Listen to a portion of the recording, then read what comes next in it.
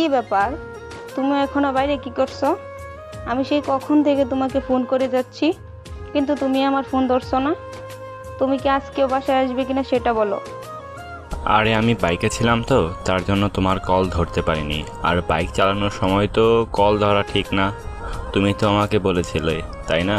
আর বাসায় ফিরবো না মানে? তাহলে কোথায় ফিরবো? আমার কাছে ছাড়াও তো তোমার আরো অনেক জায়গা আছে, তাই না? ওই যে তুমি আগে বন্ধুদের সঙ্গে যেখানে থাকতে না, ওইখানে থাকো না হলে। আরে তুমি কেন শুধু শুধু আমার সঙ্গে রাগ দেখাচ্ছ?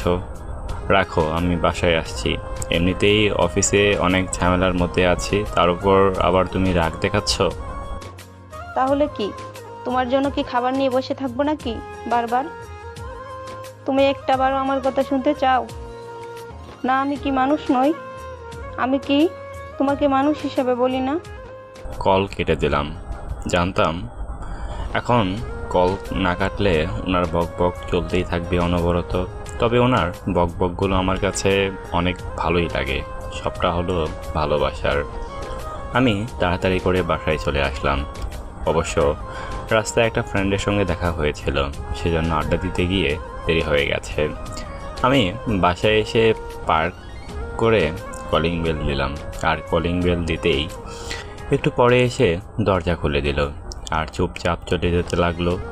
আমি পেছন থেকে হাতটা শক্ত করে ধরলাম আর বলতে লাগলাম, এত বেশি রাগ দেখালে কিন্তু তোমার শরীর খারাপ করবে, বুঝতে পারছো?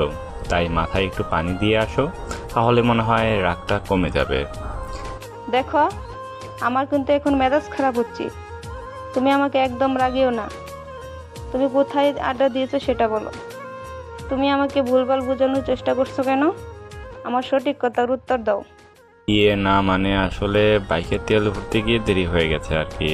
তুমি তো জানো যে আমি সবসময় ট্যাঙ্কি ফুল করে রাখি, কারণ আমি বড় লোক মানুষ, তাই না? আমি না তোমাকে সব সময় বলি যে তুমি আমার কাছে কখনো মিথ্যা বলবে না? তুমি আমার কাছে মিথ্যা বলো। আমি এটা খুব ভালো করে বুঝতে পারি। তুমি কোথায় আড্ডা দিয়েছো সেটা বলো। কোনো মেয়ের সঙ্গে নয় তো? হ্যাঁ, মেয়ের সাথে আড্ডা দিয়েছি একটু আগে। একটা মেয়েকে নিয়ে রেস্টুরেন্টে খাবার খেয়ে এসেছি, বুঝতে পারছো?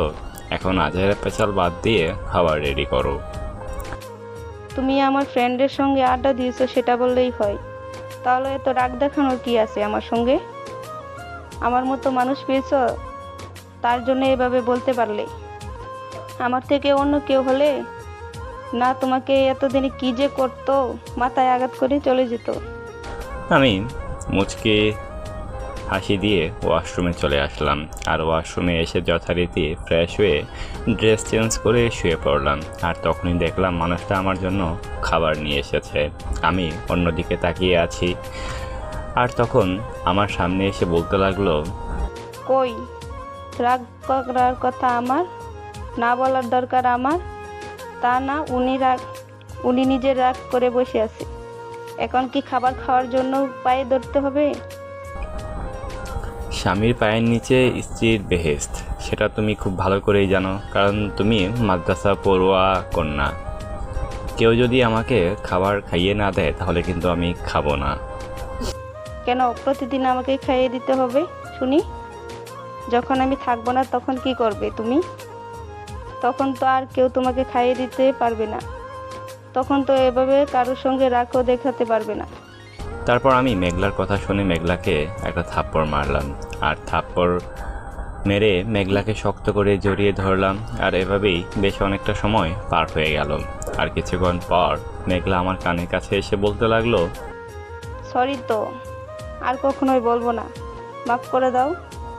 এই যে কান ধরছি, আর কখনোই এমনটা হবে না। এমন মন খারাপ না করে খাবারগুলো খেয়ে নাও। আর আমি আপনাকে ছেড়ে কোথাও যাচ্ছি না। সারা জীবন আপনাকে জ্বালানোর জন্য থেকে যাব। আর আপনাকে আমি কি এই শুধু দুনিয়াতে চেয়েছি নাকি, আপনাকে আমার পরকালেও চাই। তারপর মেঘলাকে খাইয়ে দিতে তারপর মেঘলা আমাকে খাইয়ে দিতে লাগলো। আর আমিও মেঘলাকে খাইয়ে দিতে লাগলাম। খাওয়া দাওয়ার মাঝখানে দুজনেই দুষ্টমি করলাম। আর এভাবেই সময়টা পার হয়ে গেল। তারপর খাবার শেষ করে আমি যথারীতি শুয়ে শুয়ে ফোন টিপছিলাম। আর তখনই মেঘলাকে দেখলাম নিজের চুল ঠিক করছে। আমি মেঘলাকে রাগানোর জন্য বললাম, একটা একটা কাককে যদি ওয়াশিং মেশিনে দেওয়া হয় তাহলে কিন্তু কাকের কোনো পরিবর্তন হবে না। মানে কাককে যতই ধোয়া মোছা করো না কেন, কাক কিন্তু সেই কাকের মতোই থাকবে। কাক কখনো ময়ূর হতে পারবে না। দেখো, তোমার এসব আজাইরা কথাবার্তা কিন্তু আমার একদমই ভালো লাগে না। তুমি আমাকে শুধু শুধু একদম রাগাবে না বলছি। এসব বললে আমি সোজা বাপের বাড়ি চলে যাব। রাত মনে হয় বেশি হয়নি, মাত্র 10টা 18 বাজে। তুমি চাইলে এখনই যেতে পারো। আর এখন মনে হয় রিক্সা পাবে তুমি। আমি কি ব্যাগটা এগিয়ে দিয়ে আসবো? আমার যখন ইচ্ছা আমি তখন যাব। তুমি ব্যাগ এগিয়ে দিতে যা তুমি ব্যাগ এগিয়ে দিতে যাবে কেন? আর আমাকে না রাগালে তোমার কি পেটের ভাত হজম হয় না? ঘুমাও, কে তো তোমার অফিস আসে। কালকে আমি অফিসে যাব না, ছুটি নিয়েছি একদিন। নিজের বউকে নিয়ে সময় কাটাবো। আমারও তো মন চায় আমি আমার বউকে নিয়ে কোথাও ঘুরতে যাব। তোমাকে তো আমি খুব ভালো করেই চিনি। কারণটা 4টা বছর রিলেশন করে বিয়ে করছি। এটার মধ্যে নিশ্চয়ই কোনো ঘাপলা আছে। দাঁড়াও, আমি আসছি, চুলগুলো ঠিক করে নেই। একটু পরেই মেঘলা আমার বুকে আসলো, লাইট বন্ধ করে। মেঘলা আমার বুকে এসে আমার ঠোঁটের উপর অত্যাচার শুরু করলো। তারপর আমি তাকে শুয়ে দিলাম আর কানের কাছে গিয়ে বললাম, অনেক দিন আমার রোমান্টিক বউটাকে আদর করা হয় না। আজকে তো কোনো বাধা নেই, আজকে তোমাকে অনেক আদর করব। তারপর আমি এভাবে মেঘলাকে নিয়ে হারিয়ে গেলাম এক অনন্য রাজ্যে। আর এভাবেই আমাদের সময়টা পার হয়ে গেল। পরের সময় আমার চোখ মেলে দেখতে পারলাম মেঘলা আমার বুকের ওপর শুয়ে আছে, কারো শরীরে কোনো কাপড় নেই। আমি মেঘলাকে আরও শক্ত করে কম্বল দিয়ে পেঁচিয়ে নিতে লাগলাম। তারপর মেঘলার বাহুডোরে এসে আর শক্ত করে জড়িয়ে ধরলো। আমি মেঘলার চুলগুলো মুখের সামনে থেকে সরিয়ে দিলাম আর দুষ্টুমি করতে লাগলাম। আর তখন মেঘলা বলতে লাগলো, দেখো, এমন কি আমাকে ঘুমাতে দাও। সারাত একটু আমাকে ঘুমাতে দাওনি। আমার ঘুমে চোখ বুজে আসছে। তুমিও ঘুমাও। অফিসে যাবে না তো? অফিসে তো যাবে না। আমি কি তোমাকে ধরে রেখেছি নাকি? তুমি তোমার মতো ঘুমাও, আমি আমার কাজটা করি। আমি আমার বউয়ের সঙ্গে যা ইচ্ছা তাই করতে পারি, কোনো প্রবলেম নেই। আমি মেঘলার মাথায় হাত বুলিয়ে দিতে লাগলাম। আর এভাবে আমি কখন যে ঘুমিয়ে গেলাম বুঝতেই পারলাম না। আর যখন ঘুম ভাঙলো তখন দেখি আমি একাই শুয়ে আছি, আমার পাশে মেঘলা নেই। আমি উঠে গোসল করে রান্নাঘরে চলে আসলাম। আর এসে দেখতে পারলাম মানুষটা রান্না করছে, রান্নার কাজে ব্যস্ত। আমি পেছন থেকে শক্ত করে জড়িয়ে ধরলাম।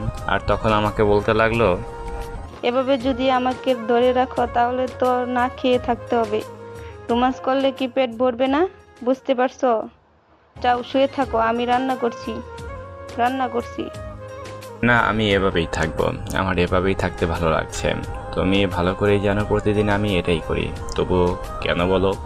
কিন্তু কালকে তো সারা রাত তুমি ঘুমাওনি, তাই একটু ঘুমিয়ে নাও। না হলে তো তোমার শরীর খারাপ করবে পরে। আমারই তো ভোগান্তি হবে, তাই না? তাই আমি আমার নিজেরটাই চিন্তা করছি। শুধু একটা বিষয়ে চিন্তা করি, কারণ তোমার মতো নিজের একটা মানুষ পেয়েছি। জানি না কেন কোনো ছেলে পাবে কি না, তবে আমি সবসময় দোয়া করি তোমার মতোই মানুষ যেন প্রতিটা ছেলে পায়। কত মার মেরেছি তোমাকে। তুমি আমাকে যে থাপ্পড়গুলো দিয়েছো ওগুলো মনে হয় আমার মা বাবাও কখনো দেয়নি। আমার মা বাবা কখনো আমার উপর হাতই তোলেনি, পেয়েছিলেন মনের মতো। সত্যি তোমার জায়গায় অন্য কেউ হলে কিন্তু আমাকে কবে ছেড়ে চলে যেত। আমার মনটাকে বোঝার মতো কেউ থাকতো না, তাই আমি তোমাকে এতটা ভালোবাসি। হ্যাঁ, ভালো তো বাসো, কিন্তু রাগের সময় যে মাথা ঠিক থাকে না, সেটাই তো তোমার সমস্যা। আমি দেখে তোমার সংসার করে যাচ্ছি। অন্য কোনো মেয়ে হলে কবেই তোমাকে ফেলে চলে যেত। তুমিও যাও। আমি কি তোমাকে না করেছি নাকি? তোমার বাপের বাড়ি তো এখান থেকে একটু পথ, চলে যেতে পারো, কোনো সমস্যা নেই। আমি আরেকটা বিয়ে করব। তুমি এটা ভাবলে কি করে যে আমি জীবন্ত থাকা অবস্থায় তুমি আরেকটা বিয়ে করবে? এটা আমি কখনোই হতে দেব না। আগে আমাকে গলা টিপে মেরে ফেলবে, তারপর আরেকটা বিয়ে করবে তুমি। থাক, গলা টিপে মেরে ফেলার দরকার নেই, আমার বিয়ে করার দরকার নেই। এখন কি কোনো কিছু হবে নাকি? আমার যে খুব পেতে ইচ্ছে করছে, কি করব? এখন তো আমি কোনো কিছুই দিতে দেব। এখন তো আমি কোনো কিছুতেই দিতে পারবো না। আর মা আমার কাছে ফোন না করে তোমার কাছে কেন ফোন করছে? আমাদের যেতে বলছি মনে হয়, তাই না? তার জন্যই তুমি ছুটি নিয়েছো। আমাকে সকালে আবার কল দিয়েছিল, বললো যে তোরা কখন আসবি। আমি তো কোনো কিছুই বুঝতে পারলাম না। পরে ভাবলাম মনে হয় তোমাকে কল দিয়েছে কালকে। হ্যাঁ, দুপুরের পরে গেলেই হবে। দুপুর পর্যন্ত একটু ঘুমানোর দরকার। তাছাড়া এমন গোলুমোলু বউকে নিয়ে ঘুমানো সত্যিই অনেক ভালো লাগে। তারপর এভাবেই সময়টা পার হলো, আর আমি মেঘলাকে পিছন থেকে জড়িয়ে ধরলাম। আর জড়িয়ে ধরে আমি আমার মতো করে দুষ্টুমি করে যাচ্ছি। আর নাস্তা বানিয়ে আমরা দুজনেই নাস্তা করে নিলাম। আর নাস্তা করে আমি শুয়ে শুয়ে ফোন টিপতে লাগলাম।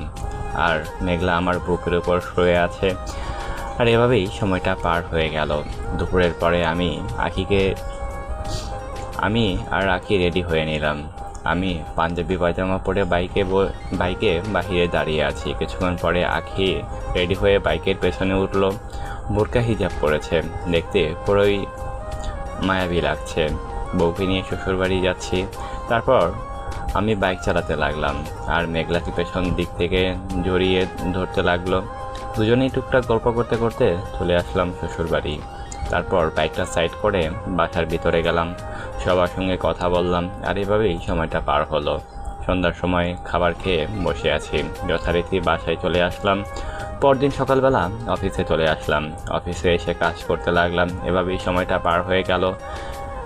লাঞ্চের সময় পাগলিটা কল দিল, আর আমিও ফোনটা রিসিভ করলাম। আর ওপাশ থেকে বলল, আপনাকে সত্যি অনেক মিস করছি। আপনাকে জড়িয়ে ধরে থাকতে ইচ্ছে করছে খুব, কিন্তু কিছু করার নেই, কপালে। তারপর আমি মেঘলার সঙ্গে আরও কিছু কথা বলে কল কেটে দিলাম। আর এভাবেই খাবার খেয়ে আমি অফিসে কাজ করতে লাগলাম। তখনই পিয়ন এসে বলল, স্যার আমাকে ডাকছে। আমি ফাইলটা নিয়ে গেলাম, আর দেখলাম, আর গিয়ে স্যারের সঙ্গে কথা বললাম। আর এভাবেই কাজের মধ্যে সময়টা পার হয়ে গেল। বিকেলবেলা অফিস শেষ করে বাসায় ফিরছি। আর তখনই মেঘলা কল দিয়ে আমাকে বলতে লাগলো, আমার না মাথাটা অনেক বেশি ঘুরাচ্ছে, একটু তাড়াতাড়ি আসো না। কিছুই খেতে ইচ্ছে করছে না, কোনো কিছুই ভালো লাগছে না। এই সময় তো এমন লাগবেই, তাই না?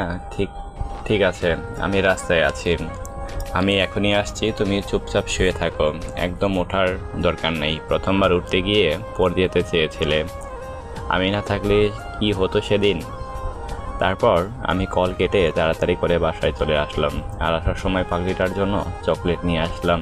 আর বাসায় ফিরে কলিং বেল দিলাম, আর তখনই দরজা খুলে দিল। মনে হয় দরজার কাছেই ছিল। আমি দরজা লক করে তার দিকে তাকালাম, দেখি কান্না করে চোখ লাল করে ফেলেছে। তারপর আঁখি আমাকে শক্ত করে জড়িয়ে ধরলো, আর বলতে লাগলো, অনেক খারাপ লাগছিল। তুমি তো অফিসে ছিলে, আর অফিসে তো তুমি তেমন একটা কথা বলতে পারো না, তাই কল দেইনি। পরে ছুটি হওয়ার পর কল দিয়েছি। এতক্ষণ রান্না করলাম। আমি ওর গালে হাত দিয়ে চোখের পানি মুছে দিলাম, আর শক্ত করে জড়িয়ে ধরলো। আর এভাবে মেঘলাকে জড়িয়ে ধরে বিছানায় শুয়ে দিলাম। আর আমি ফ্রেশে মুখে খাবার খাইয়ে দিতে লাগলাম। তখন বলল, আর খাবো না তো, আর খেতেও ভালো লাগছে না আমার। তুমি মাত্র অফিস থেকে এসেছো, তুমি আগে খেয়ে খাও, দেখি আমার কাছে আসো, আমি খাইয়ে দিচ্ছি তোমাকে। তারপর আমাকে খাইয়ে দিতে লাগলো। খাওয়া দাওয়া শেষ করে আমি বিছানায় হেলান দিয়ে বসলাম। ও আমার বুকে শুয়ে পড়লো। আমি মেঘলার মাথায় হাত বুলিয়ে দিতে লাগলাম। আর তখন বললাম, কিছুদিন পরেই নিজের বাচ্চার মা হবা, এখনও তোমার পাগলামিটা কমলো না, তাই না? তুমি তো জানো তোমার কষ্ট আমার সহ্য হয় না, তবু কেন এমন করো শুনি? যখন মা হব তখন সন্তানের সামনে শুধুই আমি একজন মা, আর তোমার কাছে সবসময় আমি তোমার পাগলি।